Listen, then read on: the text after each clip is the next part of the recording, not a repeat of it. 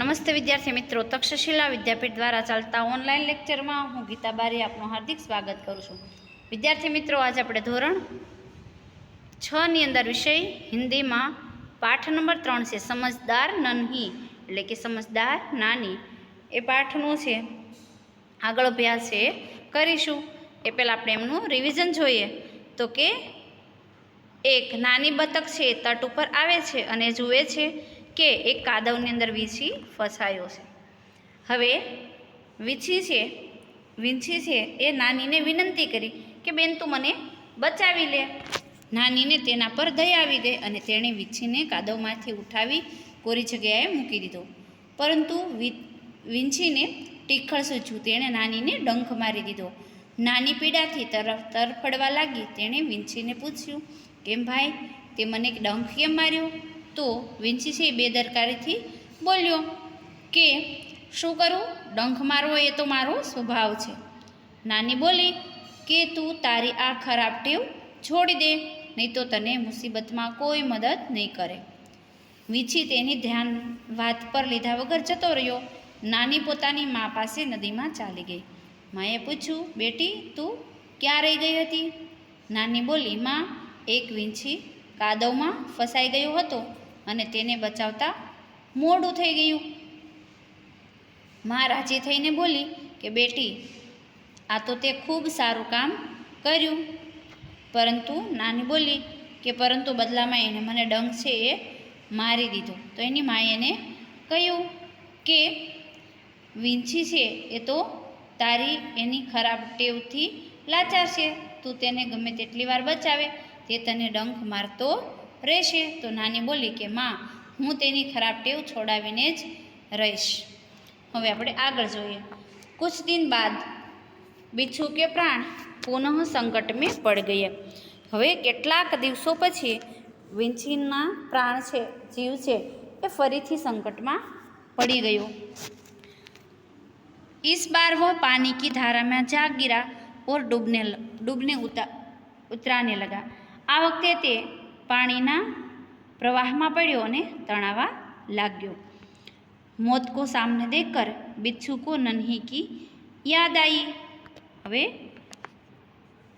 મોતને એટલે કે મૃત્યુને સામે જોઈને બિચ્છુને ફરી વખત નાનીની યાદ આવી.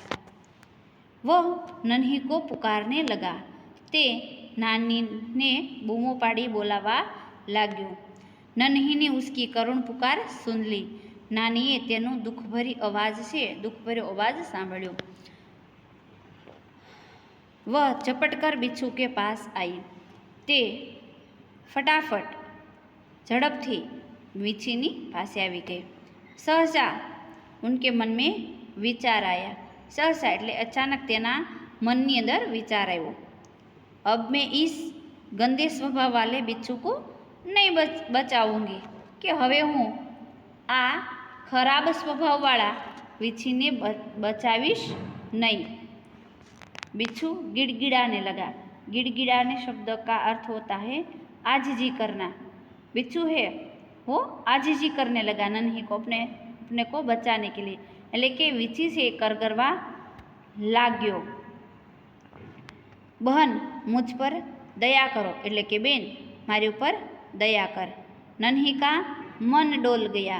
मन डोल जाना शब्द एक मुहावरा है. उसका अर्थ होता है विचार बदलना. नन्ही को देखकर बिच्छू का मन डोलने लगा. नानीનું મન પીગળી ગયું. उसने सोचा, એણે વિચાર્યું. हो सकता है એટલે કે હોઈ શકે. इसने अपनी गंदी आदत छोड़ दी हो. એટલે કે વીંછીએ એણે વિચાર્યું કે હોઈ શકે કે વીંછીએ કદાચ પોતાની ખરાબ ટેવ છે એ છોડી દીધી હશે. नन्ही ने बिच्छू को दोबारा जीवन दान दिया. जीवन दान देना वो शब्द भी एक मुहावरा है.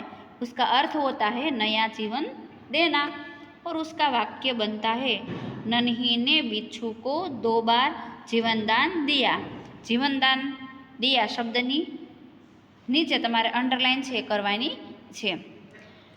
बिच्छू अपने स्वभाव के अनुसार उसे डंक मारने के लिए आगे बढ़ा. હવે વીંછી છે વીછી છે એ પોતાના સ્વભાવ પ્રમાણે તેને ડંખ મારવા આગળ વધ્યો. નન્હી ઉસકા ઈરાદા સમજ ગઈ.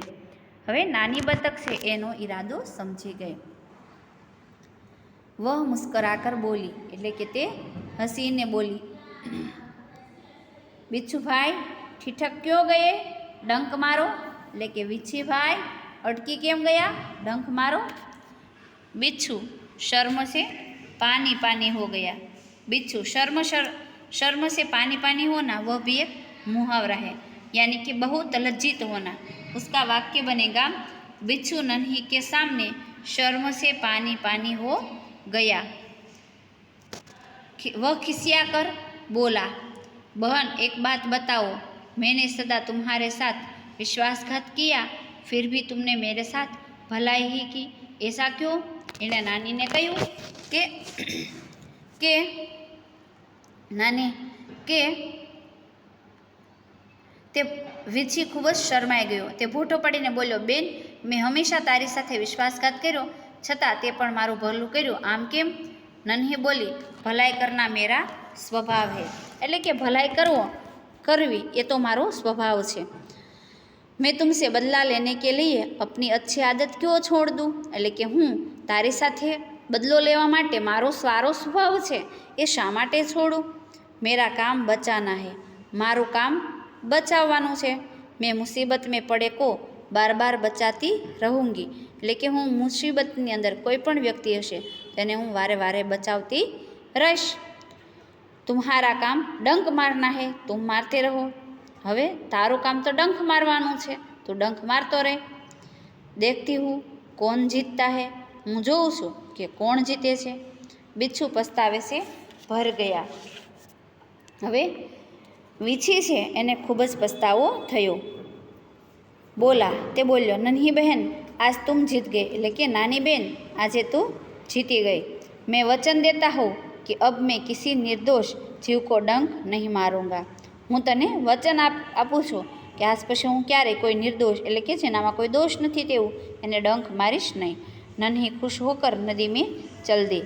નાની બતક છે એ ખુશ થઈને નદીમાં ચાલી ગઈ. માને આજ ફિર પૂછા, માએ એને આજે ફરીથી પૂછ્યું, બેટા કહાં દેર કર દી. બેટા કેમ મોડું થયું. નન્હીને પૂરી ઘટના બતા દી. નાનીએ આખી વાત છે એની માને બતાવી દીધી. સોરી વિદ્યાર્થી મિત્રો, આપણે माँ प्यार से बोली, प्यारी समझदार नहीं. माँ खूब ज प्रेम थी बोली, प्रिय समझू नानी. भले लोग अपनी बार बार की भलाई से इसी तरह बुरे लोगों को भला बनने की राह दिखाते हैं. એટલે કે ભલા માણસો હોય એ પોતાની વારંવારની ભલાઈથી આ જ રીતે ખરાબ માણસોને ભલા બનાવવાનો માર્ગ બતાવે છે. नन्ही प्रसन्न होकर थिरकने लगी शब्द एक मुहावरे का शब्द है. थिरकना यानी कि खुशी से नाचने लगना. नन्ही अपनी माँ के साथ आगे थिरकने लगी. लेकिन नानी છે એ ખુશ થઈને નાચવા લાગી. વિદ્યાર્થી મિત્રો, આપણો પાઠ અહીંયા પૂરો થાય છે. એના લેખક છે શંકર સુલતાન પુરી. હવે આપણે એમના શબ્દાર્થો જોઈએ. तट शब्द का अर्थ होता है किनारा. स्वभाव यानी कि प्रकृति, सहसा એટલે એકાએક. खिसिया कर એટલે लज्जित होकर. निर्दोष बेकसूर दोष रहित. राह तो रास्ता, प्रसन्न तो खुश, दलदल तो गीली जमीन जिसमें खड़े होने पर पाँव घसता चला जाए. अनसुनी करना એટલે કે ध्यान न देना. आदत का गुलाम होना, आदत से मजबूर होना. वचन देना यानी कि वादा करना. मन डोलना यानी विचार बदलना. जीवन दान देना यानी नया जीवन देना. शर्म से पानी पानी होना यानी बहुत लज्जित होना. थिरकने लगना यानी खुशी से नाचने लगना. હવે આપણે અભ્યાસના પ્રશ્નો જોઈએ તો કે निम्नलिखित वाक्य किसने किससे कहा और क्यों बताइए. इसमें पहला प्रश्न है, माँ मैं उसकी गंदी आदत छुड़ाकर रहूँगी. इसका उत्तर है, यह वाक्य नन्ही अपनी माँ से कहती है क्योंकि नन्ही ने बिच्छू को बचाया, फिर भी बिच्छू ने नन्ही को डंक मारा था. बीजो प्रश्न है, क्या करूँ, डंक मारना मेरा स्वभाव है. यह वाक्य बिच्छू नन्ही से कहता है क्योंकि डंक मारना बिच्छू का स्वभाव था. तुम यह गंदी आदत छोड़ दो, नहीं तो मुसीबत में कोई तुम्हारी मदद नहीं करेगा। यह वाक्य कौन किसे कहता है? तो कि यह वाक्य नन्ही बिच्छू से कहती है, क्योंकि नन्ही बिच्छू को सही राह पर लाना चाहती थी। चौथो प्रश्न से भलाई करना मेरा स्वभाव है। यह वाक्य नन्ही बिच्छू से कहती है, क्योंकि दूसरी बार बिच्छू डंक मारने के लिए तैयार हुआ तो उसने बिच्छू को सुधरने के लिए कहा। पांचवों प्रश्न से मैं वचन देता हूँ कि अब मैं किसी निर्दोष जीव को डंक नहीं मारूंगा। यह वाक्य बिच्छू नन्ही से कहता है, क्योंकि जब नन्ही ने दूसरी बार बिच्छू को बचाया तब बिच्छू शर्मिंदा हो गया। सवाल नंबर 2, यदि तुम नन्ही की जगह होते तो बिच्छू के साथ कैसा बर्ताव करते? सोचकर कहिए। इसका जवाब है, यदि मैं नन्ही की जगह होता तो मैं भी नन्ही की तरह बिच्छू को दलदल से बाहर निकालकर सूखे स्थान पर रखता, क्योंकि मुसीबत में फंसे व्यक्ति की मदद करने में ही सच्ची भलाई है। आपत्ति के समय दूसरों को मदद करने में ही सच्ची मानवता है। हमें उपकार करने वालों पर भी उपकार करना चाहिए। अब स्वाध्याय में निम्नलिखित प्रश्नों के उत्तर लिखिए। उसमें पहला प्रश्न है, नन्ही कौन थी? उसका उत्तर है, नन्ही एक छोटी बतख थी। बिच्छू कहाँ फंस गया था? उसका उत्तर है, बिच्छू दलदल में फंस गया था। बिच्छू को क्यों पछतावा हुआ? तो उसका उत्तर है, नन्ही ने बिच्छू को बचाया। बिच्छू ने उसे डंक मारा तो भी उसने बिच्छू को दूसरी बार भी बचाया। नन्ही की भलाई के सामने अपने दुर्गुण को देखकर बिच्छू को पछतावा हुआ। चौथो प्रश्न से नन्ही ने क्या निश्चय किया? नन्ही ने हमेशा भले काम करने का निश्चय किया। पांचवों प्रश्न से नन्ही ने बिच्छू को क्यों बचाया? इसका उत्तर है, नन्ही का स्वभाव संकट में फंसे हुए प्राणियों को बचाना था, इसलिए उसने बिच्छू को बचाया। छठो प्रश्न से बिच्छू के स्वभाव के बारे में माँ ने नन्ही से क्या कहा? उसका उत्तर है, बिच्छू के स्वभाव के बारे में माँ ने नन्ही से कहा कि डंक मारना बिच्छू का स्वभाव है। सातवां प्रश्न से नन्ही ने अपने स्वभाव के बारे में क्या कहा? नन्ही ने अपने स्वभाव के बारे में कहा, भलाई करना मेरा स्वभाव है। प्रश्न नंबर 2 है, घटनाओं को उनके सही क्रम में लिखिए।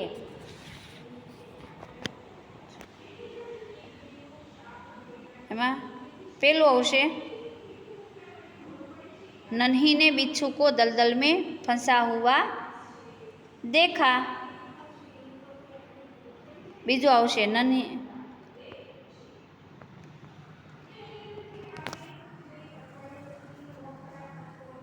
पहलू आवशे, आ बीजू आवशे, नन्ही ने बिच्छू को दलदल से निकालकर सूखे स्थान पर रख दिया। त्रीजू आवशे, बिच्छू ने नन्ही को डंक मार दिया। चौथो आवशे, नन्ही अपनी माँ के पास चली गई। पांचवों आवशे, नन्ही बिच्छू की आवाज़ सुनकर दौड़ती आई। हवे आगळनो प्रश्न है, इस इकाई में से 5 संज्ञा शब्द ढूंढिए और उनका वाक्य में प्रयोग कीजिए। तो एनो वाक्य प्रयोग आपणे जोईए। तो बिच्छू दलदल में फंस गया था। दया, दूसरा शब्द है दया, नन्ही को बिच्छू पर दया आ गई। तीसरा शब्द है दलदल, नन्ही ने बिच्छू को दलदल से निकाला। चौथों से भलाई करना नन्ही का स्वभाव था। पांचवों प्रश्न से माँ ने नन्ही को सही बात बताई।